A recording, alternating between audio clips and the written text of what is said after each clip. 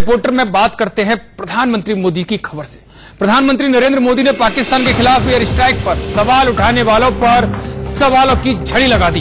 नोएडा में एक कार्यक्रम के दौरान उन्होंने कहा कि सर्जिकल स्ट्राइक और एयर स्ट्राइक के बाद आतंक के आकाओं को समझ में आ गया है कि ये पुराना भारत नहीं है। साथ ही कांग्रेस पर हमला बोलते हुए प्रधानमंत्री मोदी ने कहा है कि बालाकोट को लेकर देश में कंफ्यूजन फैलाया गया।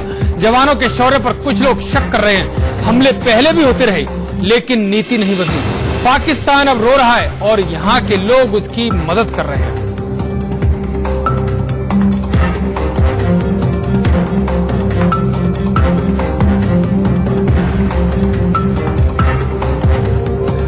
प्रधानमंत्री मोदी ने पाकिस्तान के बहाने विरोधियों को जमकर खरी खोटी सुनाई। प्रधानमंत्री ने कहा कि विरोधी आज सेना के शौर्य पर सवाल उठा रहे हैं।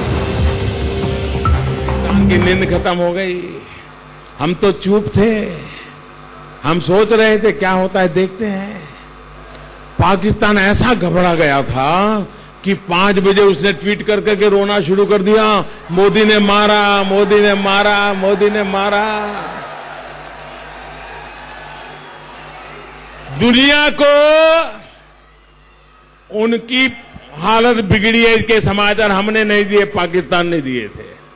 जब सर्जिकल स्ट्राइक हुआ था देश को खबर पहले हमने की थी। इस बार हम देखते हैं नए तरीके से आगे बढ़ेंगे और वही रोने लगे। साथियों, अगर पहले की सरकार में दमखम दिखाया होता तो आतंकियों को उसी भाषा में जवाब दिया होता जो भाषा वो समझते हैं। तो आज आतंक इतना बड़ा जो नासूर बन गया है वो नहीं बन पाता।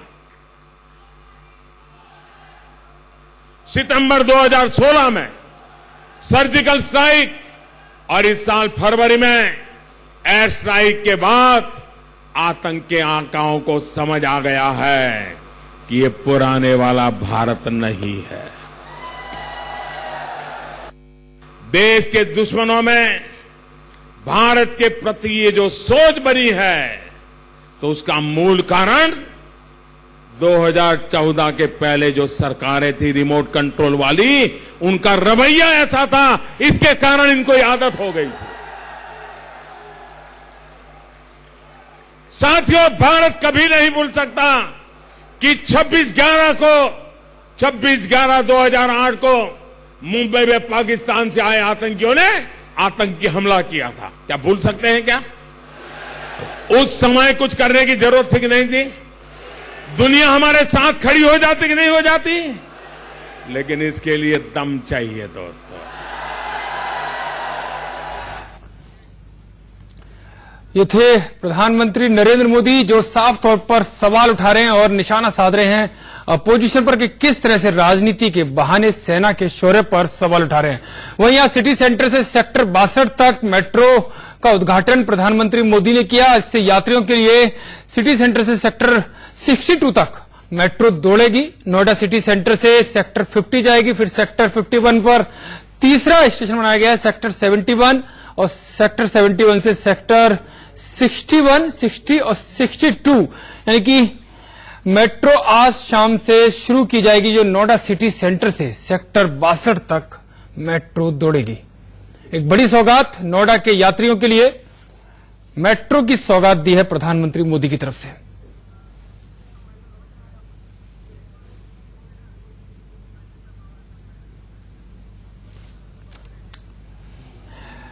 संजय शर्मा हमारे साथ जुड़ गए इस पर और ज्यादा जानकारी के लिए। संजय, मेट्रो का एक बड़ा तोहफा नोएडा वासियों को दिया गया प्रधानमंत्री मोदी की तरफ से।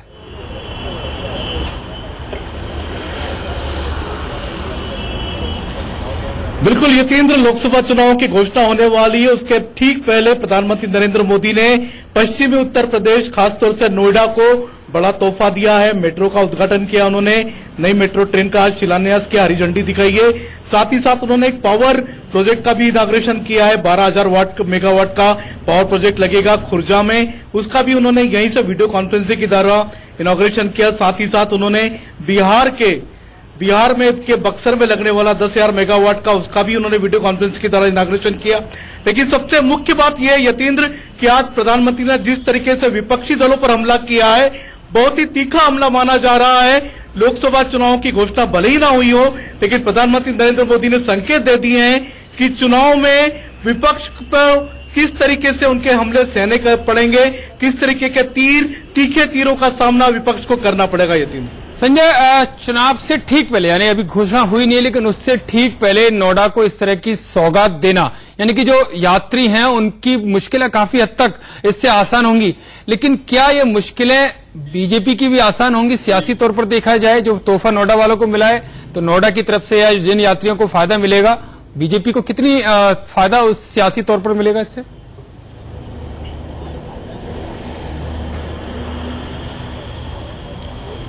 देखिए ये तीन, अगर हम जनता की बात करें, नोएडा की जनता की बात करें, वहां पर उपस्थित जन समुदाय की बात करें, तो जनता में सिर्फ मोदी मोदी इस समय।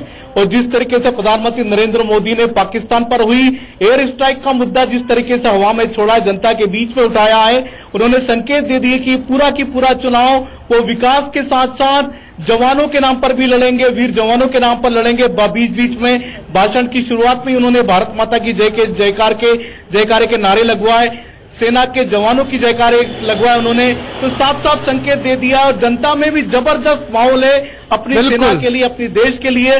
और पाकिस्तान को जिस अंदाज में जवाब दिया भारत की सेना ने, बिल्कुल जिस तरह से भारत की सेना ने जवाब दिया पाकिस्तान को आतंकी हमले के बाद, वो जाहिर है वो देश की जनता भी देख रही है।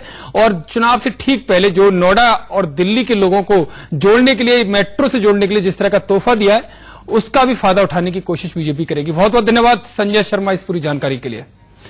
देश की जनता मोदी के साथ है, जो लोग सवाल उठा रहे हैं उन्हें देश की जनता जवाब देगी।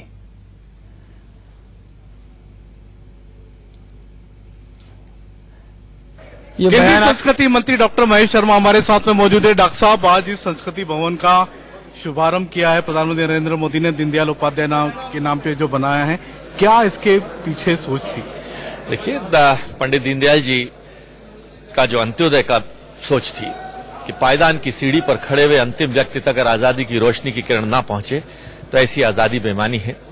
आज हमारे प्रधानमंत्री जी ने दीनदयाल जी के सपनों में रंग भरने का काम किया है, जहां एक गरीब को घर के अंदर शौचालय, शौचालय के साथ बिजली, बिजली के साथ गैस का कनेक्शन और घर के रोगियों का ध्यान रखने के लिए 5 लाख रुपए तक का स्वास्थ्य सुरक्षा बीमा आयुष्मान योजना के माध्यम से जो सोच थी, मैं समझता हूं उनके सपनों का रंग भरने का काम माननीय प्रधानमंत्री जी ने किया है। प्रधानमंत्री नरेंद्र मोदी का आज का जो भाषण था, ऐसा लग रहा था पूरा चुनावी भाषण है।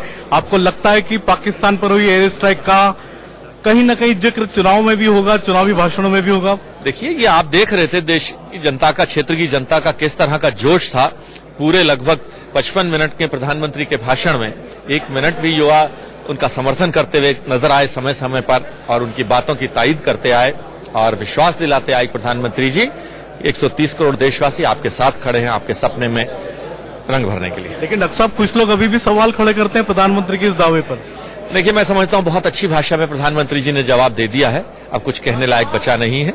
मैं समझता हूं देशवासी प्रसन्न है प्रधानमंत्री जी के नेतृत्व। केंद्रीय मंत्री डॉक्टर महेश शर्मा, जिनका कहना है कि जो लोग पाकिस्तान पर हुई एयर स्ट्राइक पर सवाल खड़े कर रहे हैं, उसका जवाब देश की जनता देगी। कैमरामैन पुष्पेंद्र के साथ संजय शर्मा, इंडिया न्यूज दिल्ली। बिल्कुल, ये केंद्रीय मंत्री महेश शर्मा के साथ खास बातचीत की थी हमारे सहयोगी संजय शर्मा ने। राहुल गांधी ने मोदी सरकार की सर्जिकल स्ट्राइक पर पलटवार किया है। राहुल गांधी ने पुलवामा अटैक पर सवाल उठाते हुए पूछा कि इन सीआरपीएफ के शहीदों को किसने मारा। जैश चीफ जो मसूद अजहर है, उसको क्या बीजेपी सरकार ने नहीं छोड़ा था? हिंदुस्तान की जेल से पाकिस्तान नहीं भेजा था?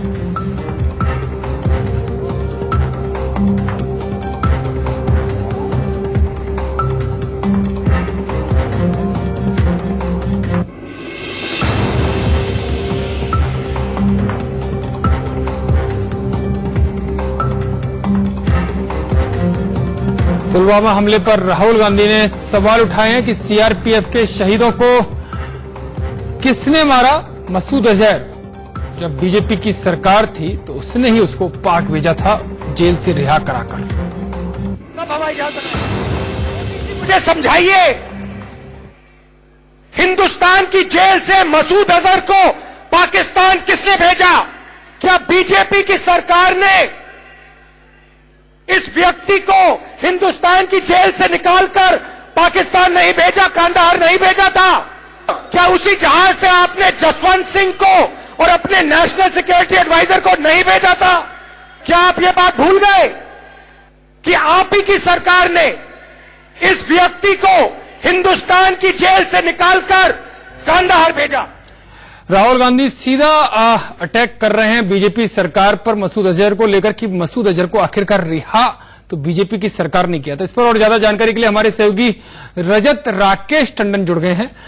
रजत, बीजेपी पर एक बार फिर से पलटवार या कह सकते हैं आक्रामक निशाना साधते हुए दिखाई दे रहे हैं राहुल गांधी, और गड़े मुर्दे जो कहते हैं कि एक बार फिर से उखाड़ लाए, और जो कांधार विमान के जो हाईजैक हुआ था उसके बदले मसूद अजहर को रिहा किया गया था, उस मामले को उठा लिया है कि मसूद अजहर को रिहा बीजेपी ने किया था।